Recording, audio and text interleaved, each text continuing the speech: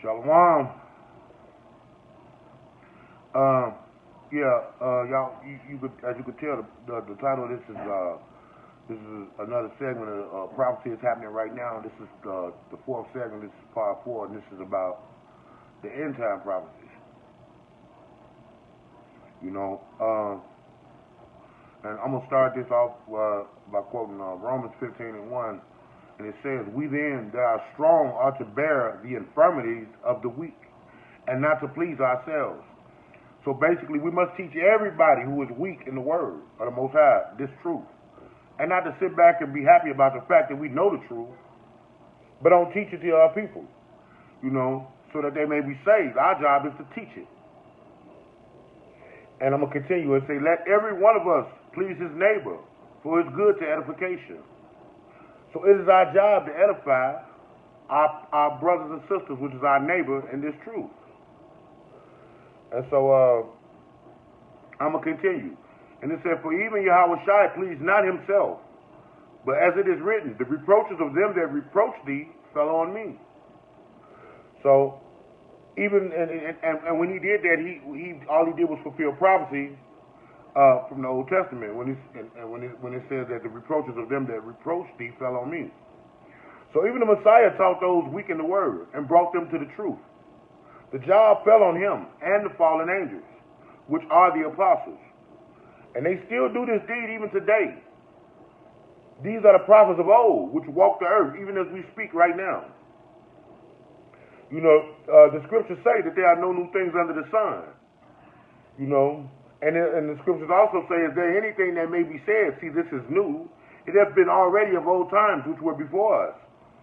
So we know that the prophets and the apostles that we're talking about that walk the earth today are the same prophets that walked the earth then through the reincarnation. And I'm going to continue. It said, "For whatsoever things that were written aforetime were written for our learning, that we through patience and comfort of the scriptures might have hope." So the things that was written in the past, basically, when it says aforetime, it just means the past. So the things that was written in the past, which is the scriptures, you know, were written for us in these days, so that we may have hope in these end times. Because right now, you know, our people feel hopeless. We don't have no hope. We struggling. So these scriptures ought to bring us hope, to let us know that the things that are coming, that those are good things. You know, that we're not going to suffer these curses forever. That our punishment has an expected end. And just to prove that, I'm going to go to Jeremiah 29:11. And it says, "For I know the thoughts that I think towards you." This is Yahweh saying this. He said, Yahweh, "thoughts of peace and not of evil, to give you an expected end." So his punishment for us, it's just a punishment. It's no different, like I've said this before. It's no different than when your child mess up and you punish him. That don't mean you don't love him. You know, you ain't gonna punish him forever, but you're gonna punish him, and after the punishment, it's back to the love, right? So this is the expected end that the Most High has for us. So our hope is that we know that these curses have an expected end. This is our hope now. Let's see what the hope going to look like. I'm gonna start. I'm gonna go through Isaiah 14, and this is Isaiah 14:1, and it says, "For Yahweh will have mercy on Jacob, and will yet choose Israel, and set them in their own land, and the strangers shall be joined with them, and they shall cleave to the house of Jacob." So when it says the Lord will have mercy on Jacob and he will yet choose Israel, it just means that he's going to have, because Jacob and Israel are the same people, you know. His name was Jacob. He was born as Jacob, but the Most High changed his name to Israel because he wrestled with the angel and prevailed against him. And so he was blessed with the name Israel. So when it says that he will have mercy on Israel and to set them in their own land, and it said, "And the strangers shall be joined with them." The strangers are the Israelite foreigners, you know, and then it says, when I say the Israelite foreigners, those are people, Israelites from other lands, and Israelites who don't follow law, statutes, commandments, that don't believe or whatever, but that are with those who do believe. So they have to abide by the laws of the land. So those people, and then it says, and the people shall take them and bring them to their place. So they're going to take all these other nations and bring them to our place. And the house of Israel shall possess them in the land of Yahweh. And what is the land of Yahweh? That's the kingdom. That's Jerusalem, New Jerusalem. It said, for servants and handmaids. And they shall take them captives, whose captives they were. And they shall rule over their oppressors. So these same people that had us captive and that oppressed us, we're going to have them captive and oppress them. And then it says, and it shall come to pass in the day that Yahweh shall give thee rest from thy sorrow and from thy fear and from thy hard bondage wherein thou was made to serve. And so all of this stuff that we're going through right now, all this oppression, all of this sorrow, all this fear, everything that our ancestors went through and that we're going through right now to this day, it's going to be over with. He's going to give us rest from that. And that's the hope that the scriptures bring us. It says, and that thou shalt take up this proverb against the king of Babylon and say, how have the oppressor ceased? The golden city ceased. So America will be no more. It will cease. And the Lord hath broken the staff of the wicked and the scepters of the rulers. So he has taken them out of rulership. And then it says, he who smote the people in wrath with a continual stroke, he that ruled the nations in anger, is persecuted and none hindereth. The whole earth is at rest, Salaki, and is quiet. They break forth into singing. So he took them out of power. And that is when it says Esau is the end of the world and Jacob is the beginning of it that follow it. The word world just means rulership. It don't mean the planet gonna just disappear. It just means that the rulership, their world, is gonna come to an end. And our world, our rulership, will come after. So right now they have rulership. Okay, this is Isaiah 14:9. It said, hell from beneath is moved for thee, to meet thee at thy coming. It stirreth up the dead for thee, even all the chief ones of the earth. It has raised up from their thrones all the kings of the nations. So all the kings of the nations, all the rulers from all of these countries, they're going to be taken out of power. The Most High is going to take all of them out of power. And when it said hell from beneath is moved for thee to meet thee at thy coming, that means we know that hell and heaven is a condition. So if you remember in Deuteronomy, the scriptures say, they shall go up very high and you shall go down very low. Those are the conditions of heaven and hell. Okay? I'm gonna give you an example. The heavens is high and hell is low. Okay? That means you're brought to a low condition. Or in heaven is you're brought to a high condition. So when it says hell from beneath is moved for thee to meet thee at thy coming. So on your way down to hell, which means on your way down into oppression, this is where you're going. And if they're going beneath us and we're going above them, we're going to our heaven, and they're going to their hell. So that's what that means. And it says, they shall speak and say unto thee, art thou also become weak as we? So all of these kings of the nations that the Most High is talking about, they're going to confer with one another and be like, man, you ain't got no power either? You can't do nothing? No, we can't do nothing. The Most High said he will bring all of them, all of the kings out of their seats. And hell from beneath is moved for thee to meet thee at thy coming. So they will go to their lower state, into captivity. And we will go into rulership, which is into our heaven. So he say, and then it says, how art thou fallen from heaven, O Lucifer, son of the morning? How art thou cut down to the ground, which did weaken the nations? So he said, how did you fall from rulership, Esau, the big bad bully of America? who shook the kingdoms and weakened the nations by taking and killing and oppressing and raping. For thou hast said in thine heart, I will ascend into heaven, and I will exalt my throne above the stars of Yahweh. I will sit upon the mount of the congregation in the sides of the north, and I will ascend above the heights of the clouds. I will be like the Most High. So he thought he was God. He thought he was the Most High. With his advancements in technology and the fear that he struck in all the nations, he said he was going to get up as high as Yahweh. You know, he wanted to get off the planet. He wanted to get out into the heavens. You know, and so I figured that he said he would go into space and he will be as the Most High. Now I'm going to continue. It said, yet thou shalt be brought down to hell, to the sides of the pit.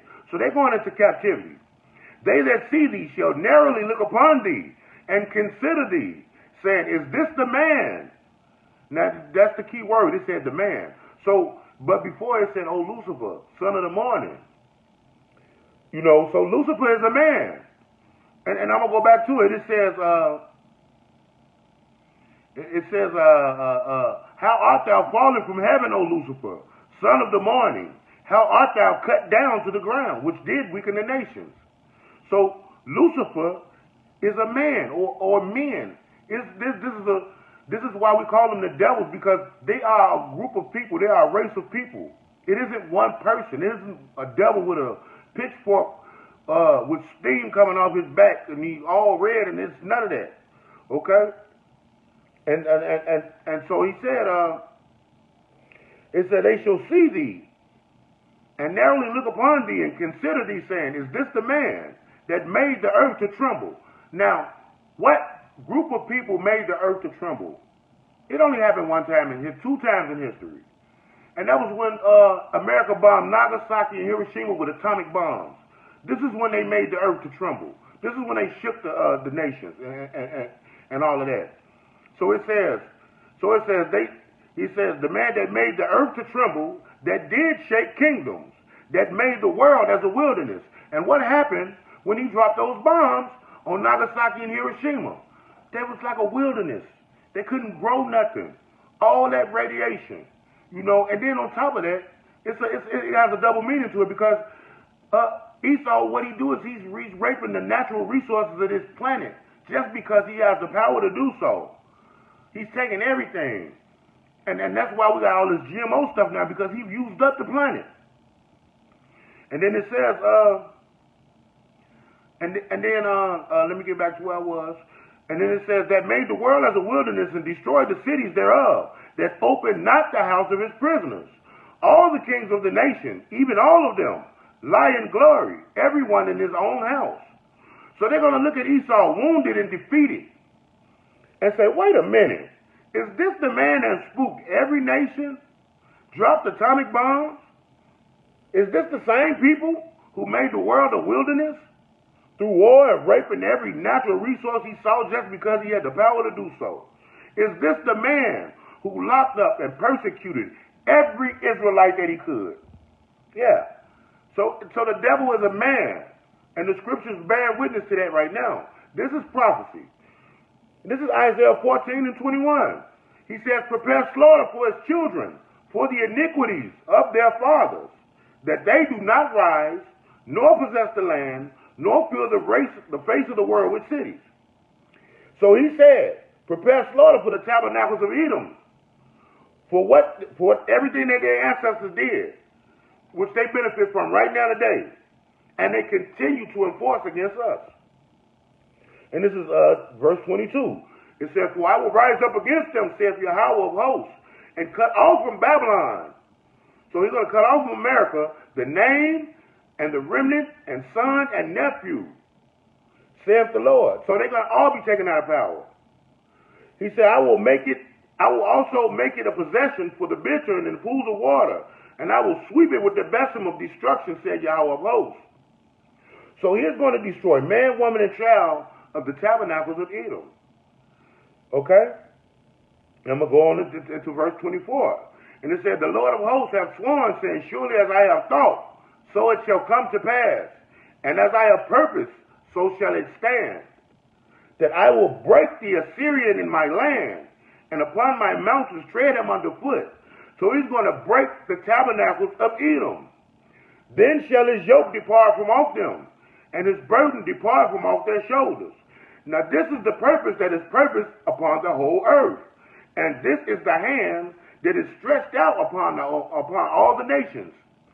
Okay? So I'm going to break that down. So the Most High is going to take Esau's power that he got over all the nations. And he said, I'm going to take his yoke off of them and his burdens off their shoulders, he said, because Esau's hand is the hand that is stretched out upon all the nations. Think about it. Anytime anything happens, America has their hand in it. They have a sanction to control and to make and enforce things upon any nation that's on this planet. So Esau's hand is the hand that is stretched out upon all the nations. His rod that he oppressed the nations have been broken. And so the nations are supposed to be happy about this, right? Okay. I'm going to continue. It said, for the Lord of hosts have purpose, and who shall disannul it? Nobody. Nobody can change this. And his hand is stretched out, and who shall turn it back? Nobody can turn it back. So who can stop the Most High? Nobody. And his word is going to go forth. But the Most High has not purposed this for the other nations. He took down Esau to put Israel back into rulership. So listen to what he said about the Arabs, the house of Ishmael. Now this is Isaiah 14 and 29. It said, rejoice not thou, whole Palestina, because the rod of him that smote thee is broken. So he's telling them, he's like, don't be excited, because I broke the rulership of Esau, and then his hand is off y'all back. I didn't do this for y'all. You know, this is what he said. And Palestina is a city in Palestine, which is the stronghold of Ishmael. The Most High said, don't rejoice because Esau has failed, because Esau oppressed all the nations. So for out of the serpent's root shall come forth a cockatrice, and his fruit shall be a fiery flying serpent. Now what is a cockatrice? Okay, a cockatrice, if you look it up, it is a viper or a snake, which is basically a serpent. And then it says, and the firstborn of the poor shall feed, and the needy shall lie down in safety. And I will kill thy root with famine, and he shall slay thy remnant. So, the root of Esau, the firstborn is going to make it. And this goes for Ishmael too. But the rest of them shall be, they're going to be cut off with slaughter and with famine. So he's going to starve Ishmael and Esau with famine. And we can see how desolate Palestine and Iran and Iraq and Arabia and all these other places is now, just from war. So it ain't going to be hard to kill them off with famine. But he's not going to kill them all. The firstborn of the poor will feed, and the rest will die with famine, which is hunger. So even though the Most High will take Esau down, the root of Esau people will make it so that they can serve Israel in captivity. You know, for 1,000 years. Then after that 1,000 years, Edom will be destroyed. Every single one of them. And it won't be one of them left with the Mount of Esau. And that scripture is in Obadiah 1 and 8. But this is what he said to Ishmael. They will also pay for their crimes against the Israelites. And this is verse 31. He said, howl, O gate, cry, O city, thou whole Palestine art dissolved, for there shall come from the north a smoke, and none shall be alone in his appointed times. So what shall one of them answer? The messengers of the nation. So the Most High say, howl, Ishmael, for he will dissolve their land. And he said a smoke will come from the north, which is a burning city. That's what a smoke means. And that's America. And the destruction. So basically the scripture says that the Lord hath founded Zion, and the poor of his people shall trust in it. So the Most High will raise up the Israelites again. And this time, our people will trust in it. And we won't be able to break the law. The law is going to be written in our hearts. There's a lot of prophecy and details that go behind this. So this is the fourth installment prophecy is happening right now. This is part 4, the end times. So I got part 5 coming. I don't know how many parts it's going to be, but however many parts that Yahweh Shem Shai give me to put out, that's how many I'm going to put out until I reach the end of this little series. So with that, I want to give all praises, honor, and glory to Yahweh Shem Shai. I'd like to give double honors to the apostles of Great Millstone who rule well indeed. And I would also like to give honors to the Akim that's out there pushing his truth and sincerity to the four corners. I just want to say shalom and shalom.